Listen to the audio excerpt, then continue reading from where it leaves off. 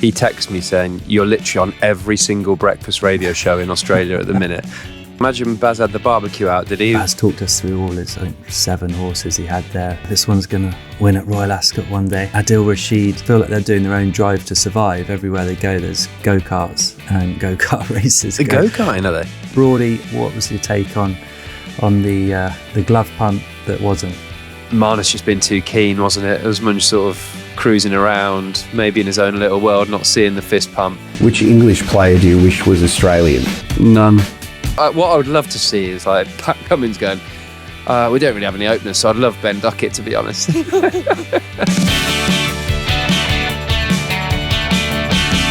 I'm Stuart Broad in London. He's Jos Buttler. Well, I know in New Zealand, but whereabouts, Jose? I'm currently in Hamilton. So we played our first ODI game at Mount Maunganui. Lovely part of the world, actually. Great ground. Unfortunately, we came up short in that game. But yeah, now in Hamilton, preparing for the second ODI. Don't feel like you've played loads of cricket. No, that'd be a fair reflection, actually, Broady. I've been here a long time, but we've been following the weather around. It's actually been fine on training days and stuff like that, but the game days have been a bit wet. So first game in Christchurch was rained off. The second T20 was a great game for us, actually. We batted brilliantly, got 240 nearly, I think, something like that. Phil Salt and Harry Brook had a quite exceptional partnership. So that was a brilliant game of cricket for us. And then I think everyone was really disappointed, actually, to get to Eden Park, which is such a great venue. I know you've played there, and it's quite unique, isn't it, for cricket? And I think we could all sort of, it sounds a bit silly, but sort of, like sense the rugby, the All Blacks, the aura of, I think there's a big mural there saying they haven't lost there for 50 years or something like that. So we're all very excited to be there. And the stands are high, aren't they? They've got a real feeling to it. Yeah, absolutely. And that's the thing, as a cricket player, that the boundaries are so short straight there. The stands are right on top of you. So it's quite a cool, unique game of cricket. But we only got in, I think, 4 overs before the incredibly predictable rain that was forecast all day arrived. So we did. This might be a rumour, but I know it was a test match at some stage. I think we were like 26 for 6 or something, and Stokes, he put his bat through a wall. Did they? I feel like they framed the hole in the wall or something. Is that true? That is true. Yeah, everyone was talking about that, and I think 27 for 9. Tim Southey reminded me. As he was obviously playing for New Zealand at the time. But I think Ben Stokes, in his frustration, rearranged a door or the wall or something, and they framed it. Ben Stokes was here. Nice little touch in the dressing room. So shame for that game not to go ahead, because it's always a really high scoring, exciting, ball flying into the stands kind of game. And then we've had one ODI game which we lost at Mount Maunganui.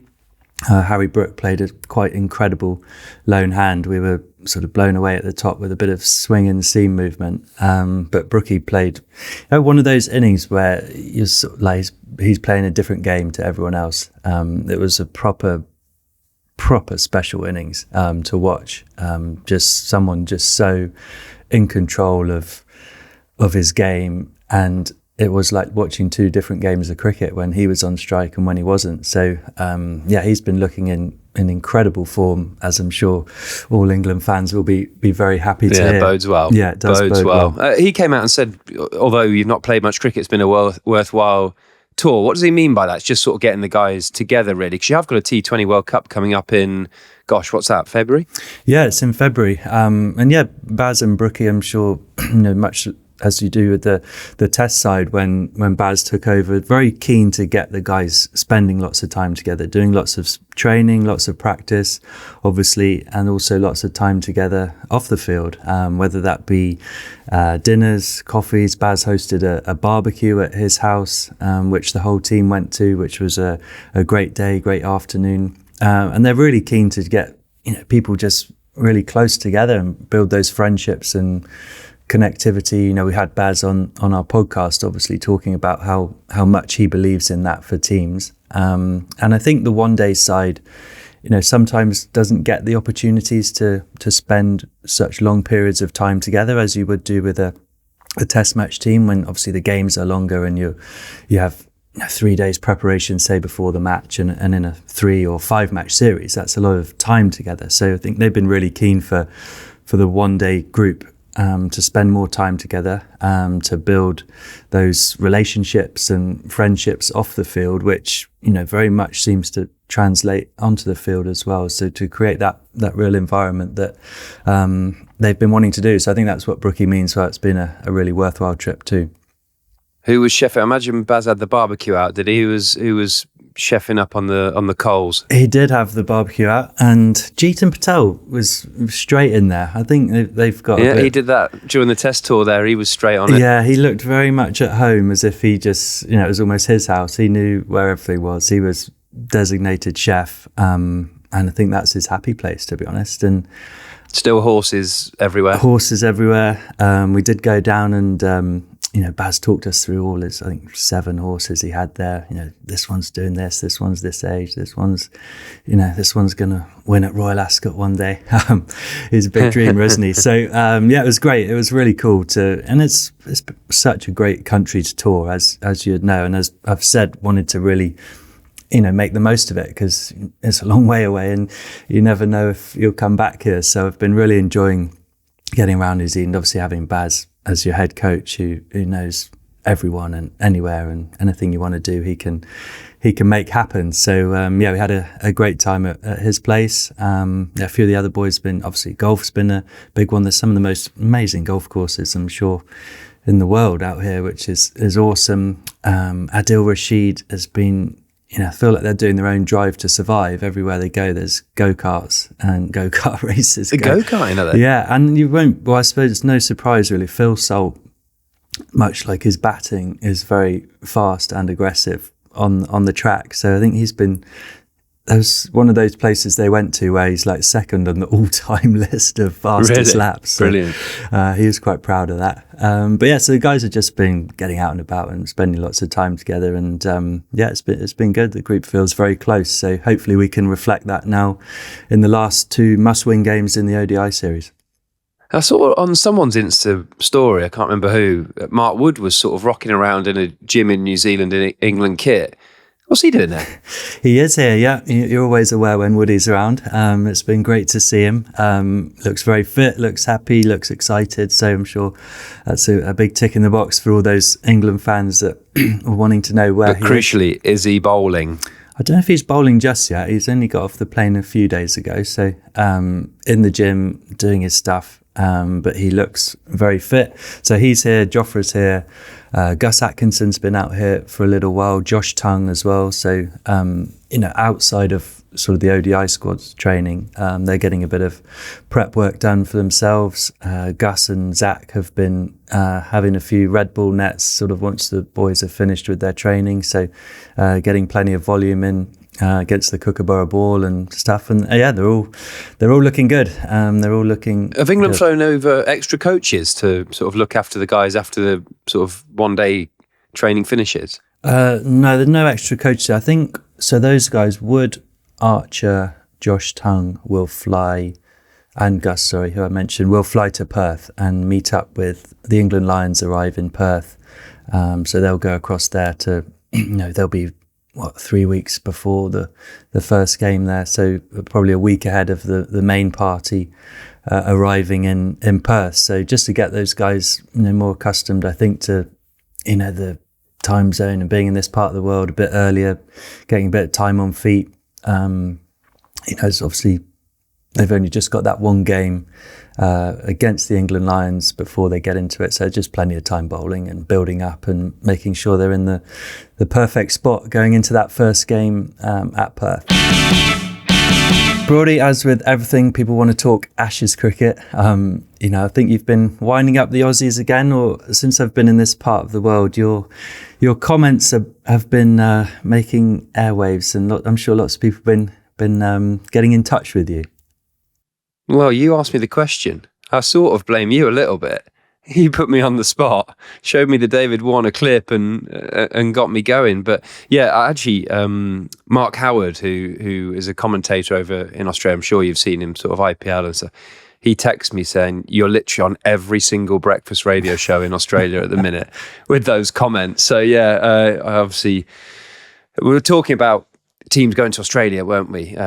England teams going to Australia. And I said, I think this is the best English team going to Australia for quite a while. And I said it's probably the worst Australian team that England will have to face in Australia since 2010. So I think I still believe in it, still back it, still think I was right in those comments, although a few people disagree. A few people have maybe got the wrong end of the stick, but that's absolutely fine. I think the great thing about Ashes cricket and what I love so much about it is the debate. Is how everyone can have a slightly different opinion on things, but you can have a conversation about it and you can really, you can just chat over a beer in the pub about Ashes cricket all night long. I think that's what's so special about it.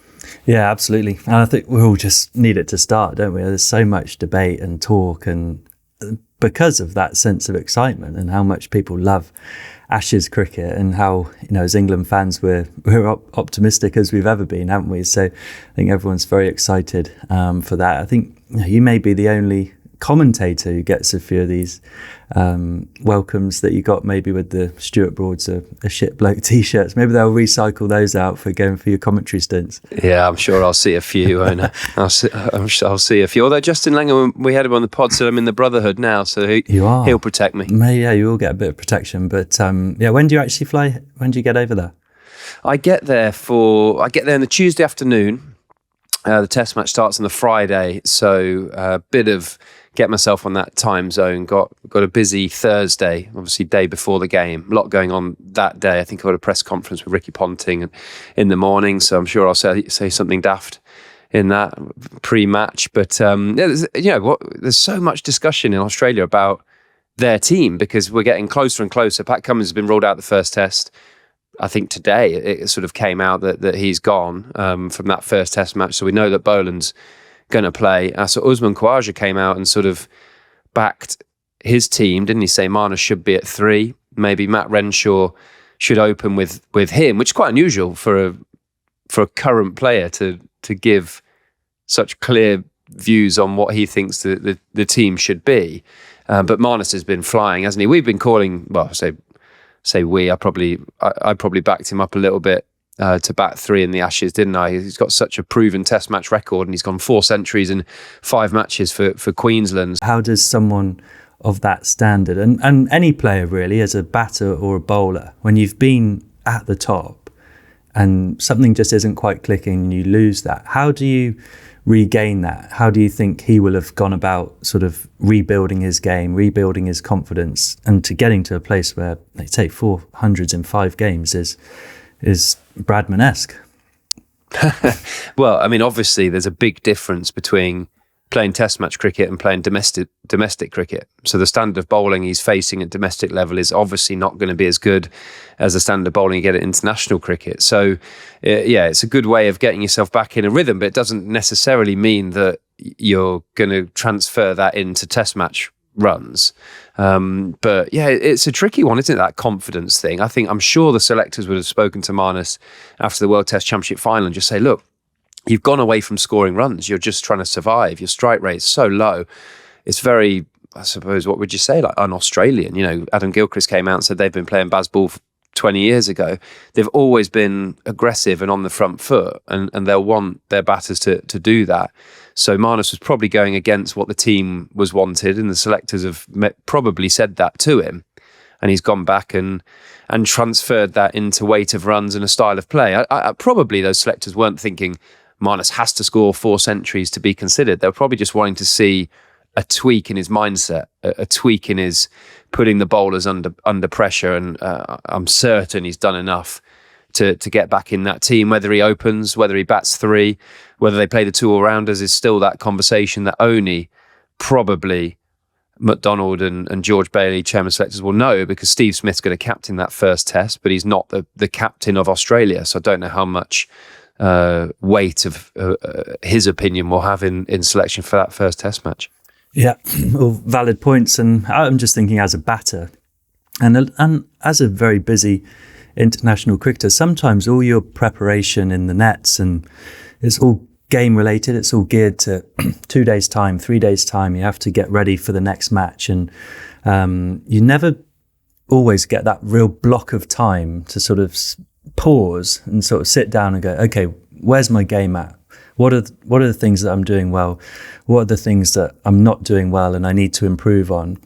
And have I got time now to sort of actually really work on these things and get my game and my mind to a place where I can play my best cricket? And sometimes being dropped is actually the best thing that can ever happen to you, because you're still trying to protect yourself. You're still trying to hang on.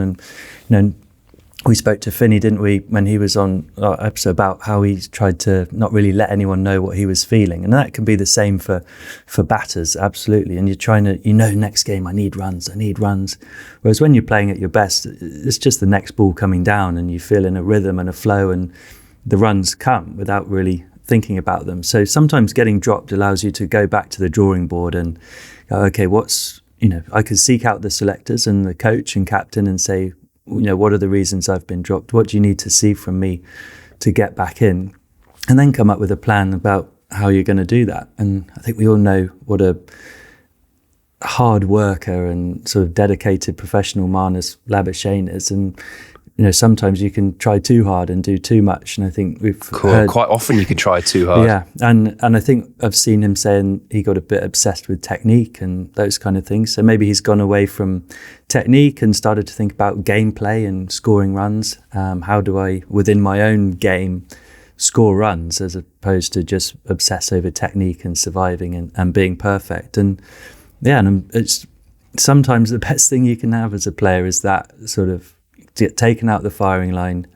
Sure, you go away to a coach you love working with and well known, and sort of rebuild yourself. And when you're a player like that and you've got a block of work that your best has stacked up against the best in the world, and you've got a record behind you, you're just trying to sort of refine those things, which you're not trying to recreate it as much, because you are 2 years on and you're a different player and different person. But it's nice to have that confidence knowing that it is there.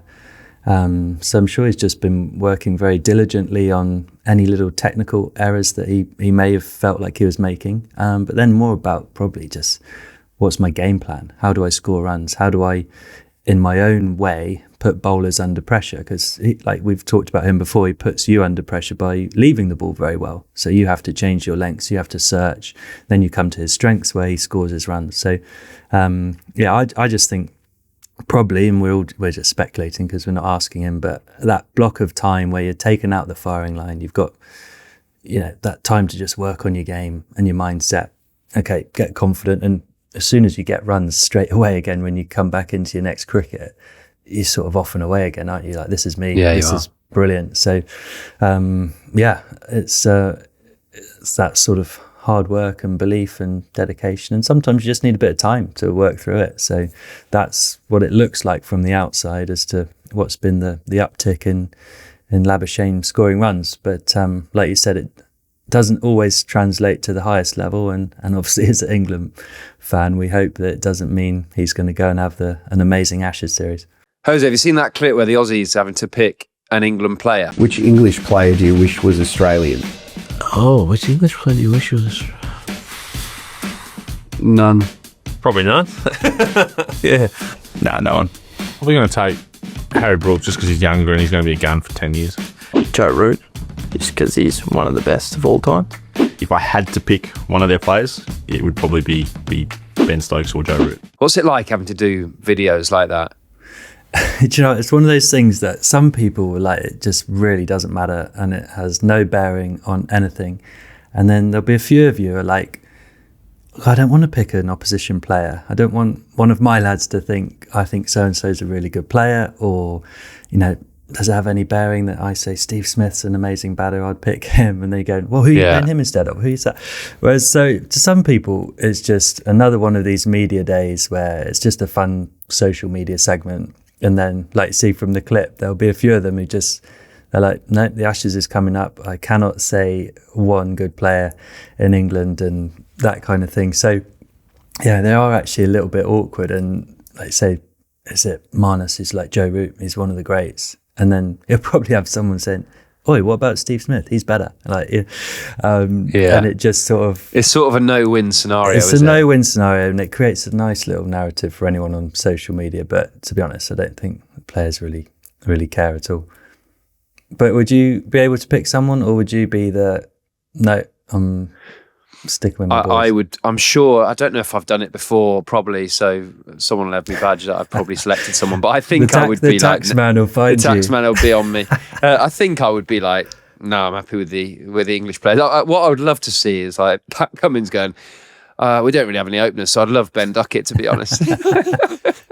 Yeah, absolute hand grenade, isn't it? It's that, when you had like Kesey on and he's going like, you got to watch out for the gotcha question. It's one of those things, and we all know, you know more than anyone, how headlines can be created by a little one-liner, and it'd be like, Australian player thinks we need Joe Root to be any good to win the Ashes and that kind of stuff. Yeah. So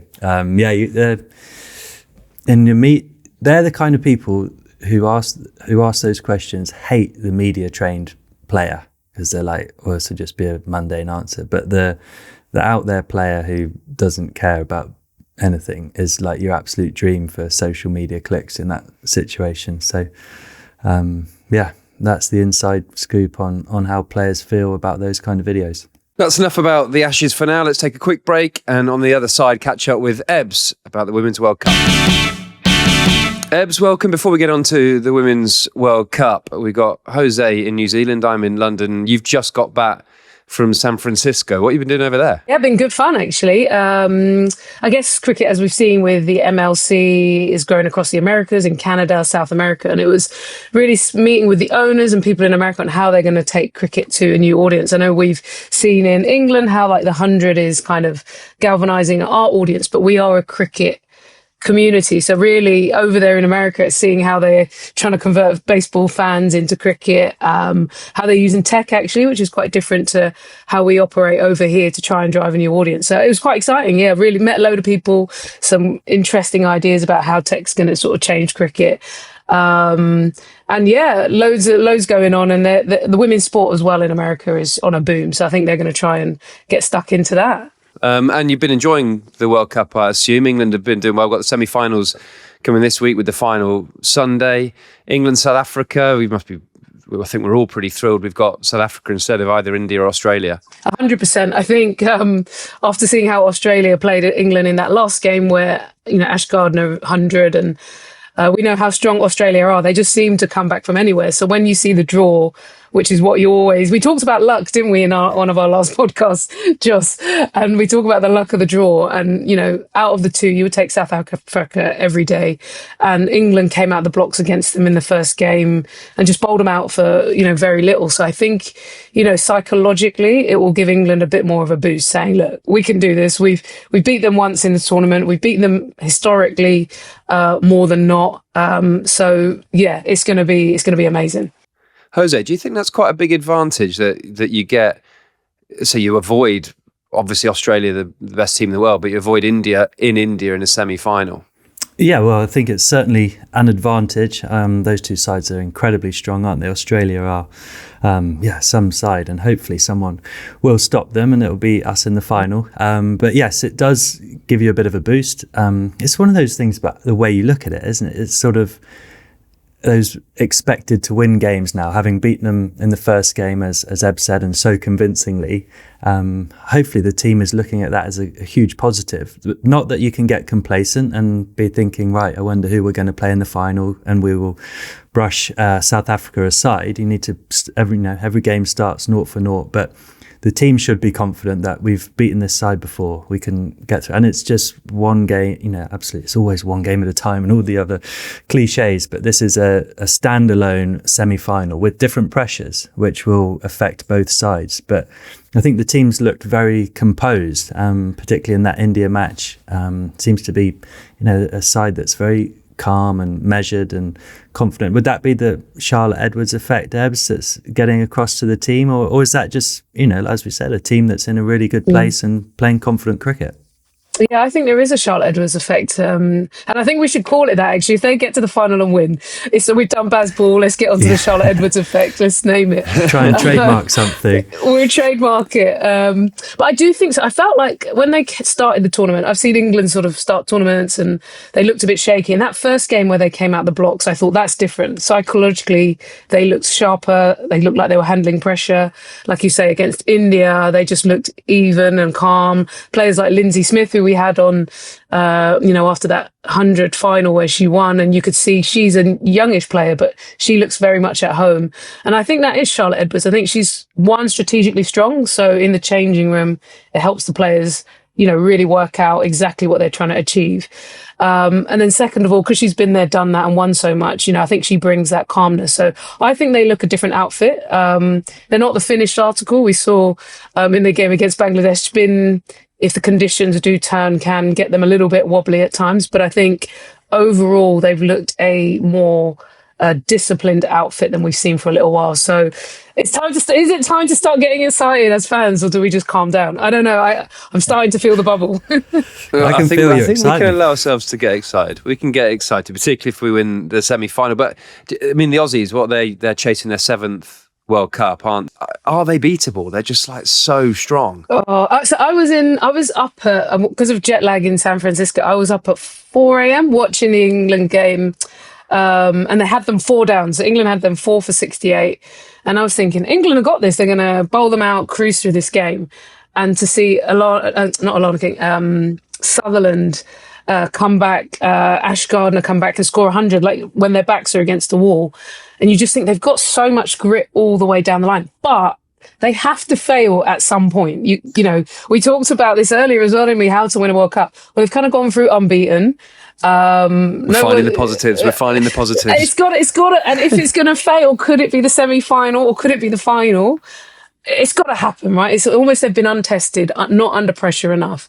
And so if any team can just push them that little bit further, when that door opens, maybe they need that test. I think as well, playing against Australian teams, it's always you need to find that way to push back, don't you? They're obviously great front runners. They're a brilliant team, this Australian side, and going for your seventh World Cup is outrageous, really. But you have to find, even if you're faking it, that belief that we can take them on and we will win. And when those crunch moments come, having your best players stand up and push back, because I think Australian sides and the girls here are so used to winning, and they feel like when the pressure comes on, we will take the pressure better than the opposition, and they will crack. So it just needs one or two of your experienced players, your best players, or a young, fearless player to say, I haven't got the scars of this great Australian side, and I'm going to take them on and stand up to them. And I think if you can just put some pressure back and transfer that back onto them somehow, they won't be used to sides sort of being able to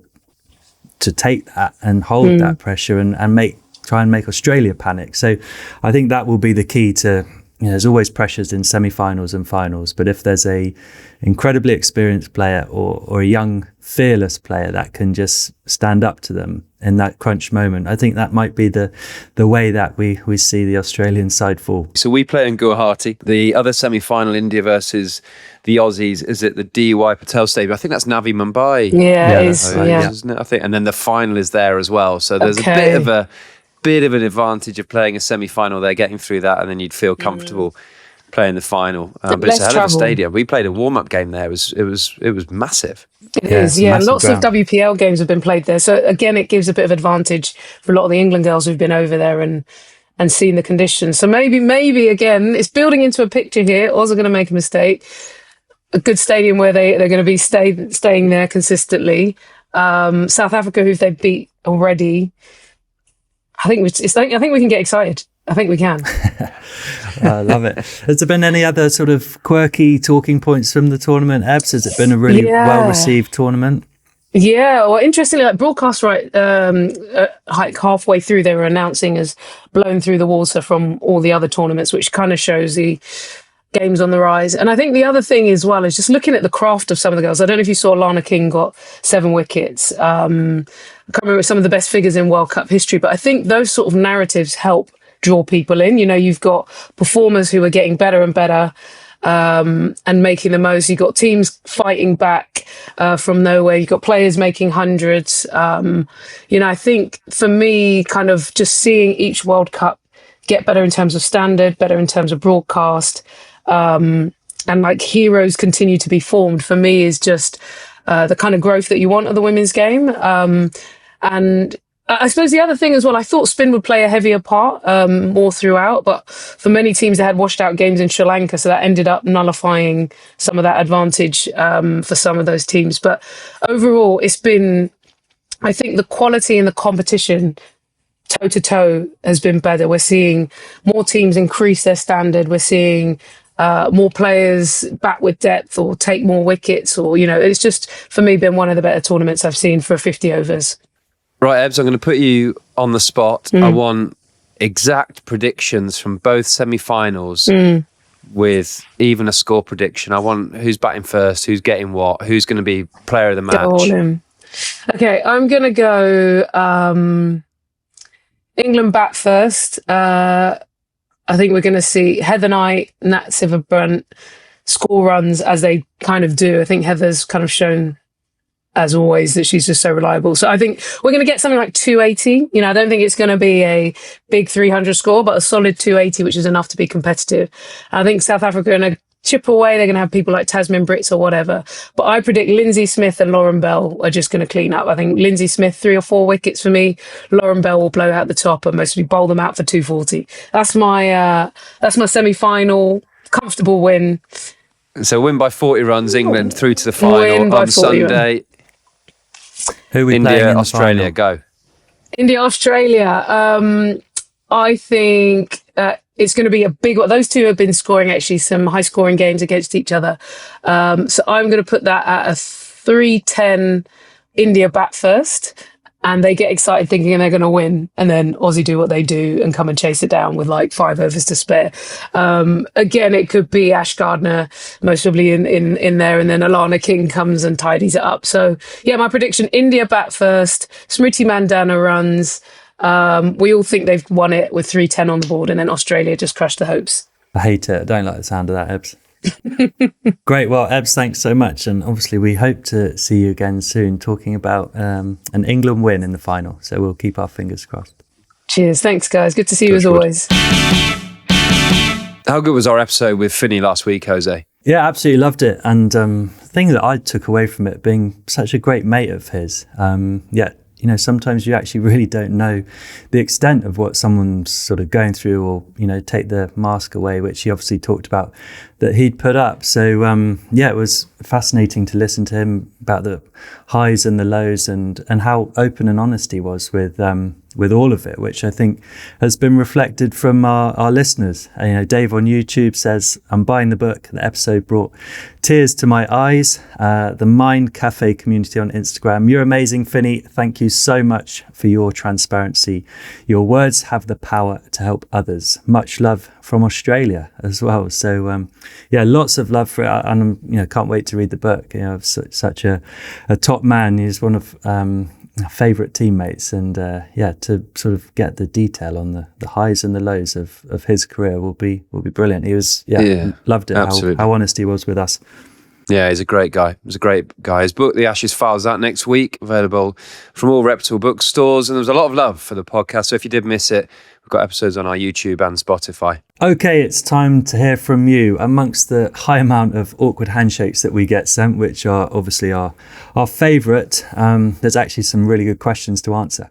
There's some beauties. Callum from Epsom on our Substack. I saw Pat Cummins' controversial cricket opinion this week where he said batting orders are pretty overrated. What do you make of that, Jose? And do you think they're overrated yourself? Yeah, I think he's probably got a point, actually. I think one of those sort of things in cricket, there's quite a few things in cricket that just, this is the way it's always been, this is how it will be. Maybe batting orders, we see it in T20 now, don't we? People realise, they call it impact points, or sort of the best time to send a certain player in, judging on the scenario of the match, instead of just being so strict of, we wrote you down as number 4 on the team sheet, so you will bat number 4, whatever. Maybe they are a little bit overrated in that sense. But the flip side of that is there are some touchy batters who love to know exactly what number they are batting. And if they get on that slippery fireman's pole of, keep getting a tap on the shoulder from the coach or captain, say, nah, we're sending so-and-so next, or next we'll send this guy, who do get a bit frustrated. So you need the whole buy-in from the team. There's also a bit on roles as well, though, isn't there? Like there is definitely something for having a bit of clarity in the role. I remember when Rooty batted 3 in the 19 Ashes, just looked wrong, felt wrong, didn't look like the right place for him, and he came back to 4 and settled in. So there's certain players just seem to suit certain roles. Yeah, I would agree with that. So maybe it's T20 where you don't need the order as much, and tests you do. But I think everyone's a bit more flexible, aren't they? And certain players just seem better, like you say, in certain positions or at a certain number.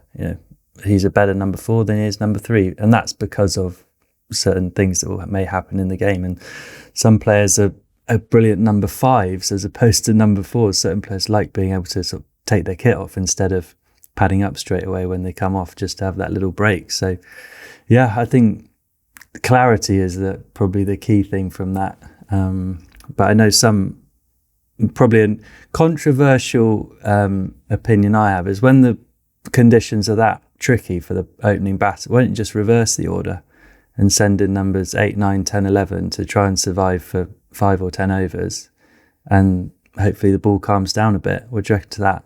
Well, now I'm retired, I couldn't care less, to be honest. If I was batting 9, 10, 11, I'd be spewing with it.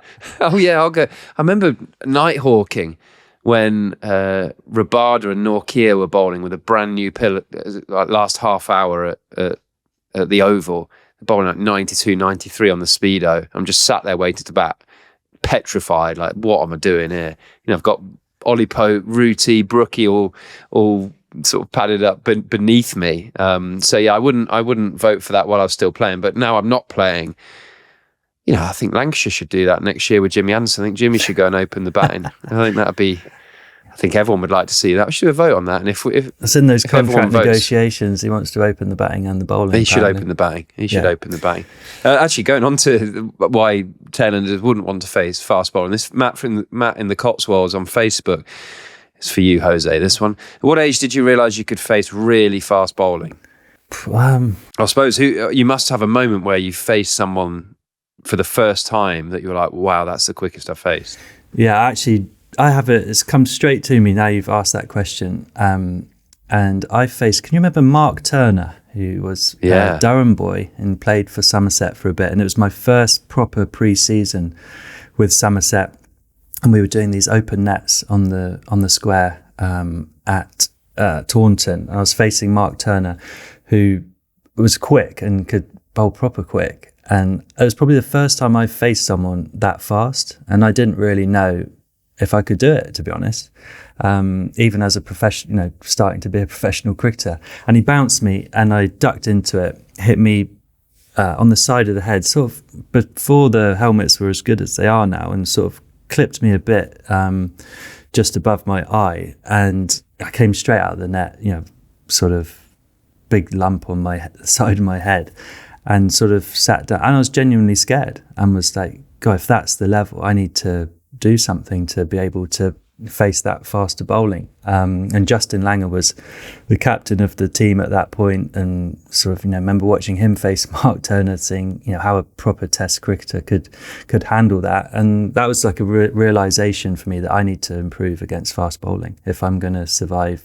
in professional cricket for Somerset, and obviously you dream to go on and play for England. It was like, wow, if that's how fast bowlers are and what it feels like, I need to improve. So that was probably the age I realised I couldn't face it instead of could. But it was a great lesson for me that I need to improve and find a method to face fast bowling. Yeah, I had a couple of moments actually. So I had straight out of my first year playing for Leicestershire, like my 3rd or 4th game, we went to Taunton, and Andy Caddick was bowling, and he was bowling. He was older by this time, and I think he retired from international cricket, but he was bowling short at me. The first time I'd really ever faced a bouncer. I'd been at school, had a winter playing club cricket, and then playing a few first-class games. And he's bowling short at me with the odd full one. And I just didn't have a clue what to do. It was way too fast for me to even consider like hooking it or pulling it. It's the first time I'd sort of seen it, and I just had no option. I was just stuck. And then my first ever ball in international cricket, I faced Shoaib Akhtar.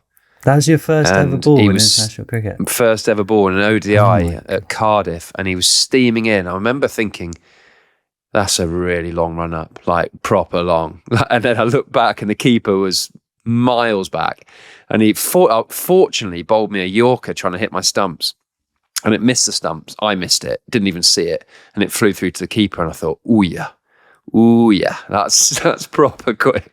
Oh God, that is a baptism of fire, isn't it? So yeah, in answer to your question, Matt, it's more the realisation you can't face it, which you need to deal with, than when you actually realise you can. Matt in Sydney wants to know, the shambles of a top order, who's going to play in Perth? I feel like, Broady, we don't need to get you onto that and wind you up not again. saying it. But Not on the doing subject of the Aussie top order, one of my favourite videos in recent times, which will be no surprise to our listeners, was Labuschagne and Khawaja batting together. Broady, what was your take on the glove pump that wasn't? Marnus just been too keen, wasn't it? Usman sort of cruising around, maybe in his own little world, not seeing the fist pump.